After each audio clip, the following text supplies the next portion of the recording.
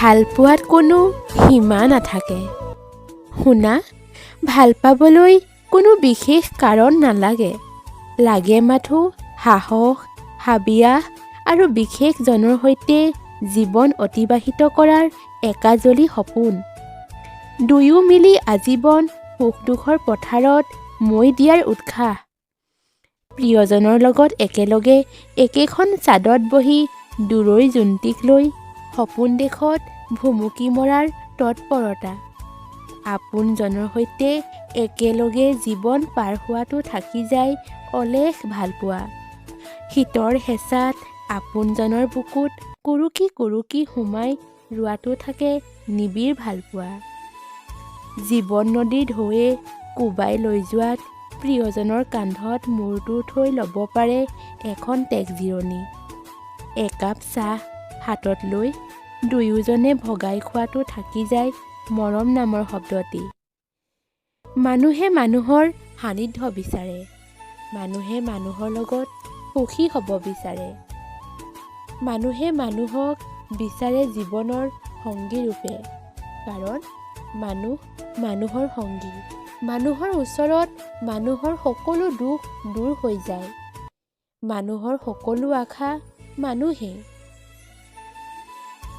যেতিয়া ফুল নুফুলে, চৰায়ে গান নাগায়, আকাশত বতাহ নবলে, তেতিয়াও মানুহ মানুহৰ সংগী হয়।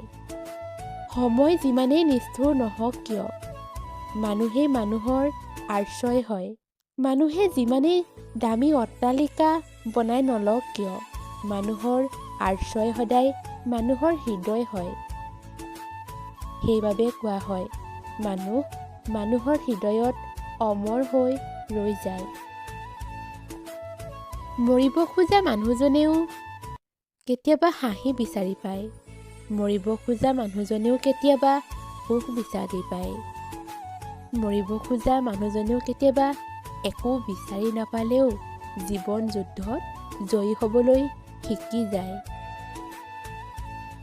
খবৰ নাপাওঁ যদিও তেওঁলৈ থকা মৰমৰ আদৰবোৰ, ভালপোৱা প্ৰেমবোৰ, আৱেগবোৰ সদায় একেদৰেই থাকিব।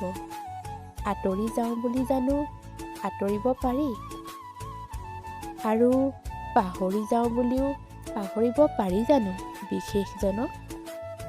তেওঁৰ বাস্তৱতা বুজি পাওঁ কাৰণে কোনো অভিযোগ নকৰাকৈ অপেক্ষা কৰিব পাৰিছোঁ। প্ৰতীক্ষাবোৰক আওকাণ কৰি নীৰৱতাৰ মাজত বিলীন হৈ নিজক নিঃসংগ বুলি নাভাবি তেওঁৰ অপেক্ষাত মৌন হৈ অধীৰ আগ্ৰহেৰে ৰৈ আছোঁ। জানো তেওঁ আহিব। তেওঁ এদিন আহিব মোৰ সময়বোৰ পূৰ কৰিবলৈ। তথাপিও কোনোবাখিনিত ৰৈ যাওঁ। বাস্তৱতাৰ মাজতো মোলৈ যদি অলপ সময় উলিওৱাহেঁতেন, সদায় নহয়, কিছু সময়ৰ মূৰে মূৰে নাইবা কিছু সপ্তাহৰ মূৰে মূৰে খবৰ এটা লোৱা হ'লে। সঁচাই মানুহ অপেক্ষাবাদী, মানুহ আশাবাদী। অপেক্ষাৰ শেষত দিনটো মধুৰ হৈ ৰৈ যায়, কিয়নো প্ৰেমৰ আন এটাৰ নাম সদায় অপেক্ষা হয়।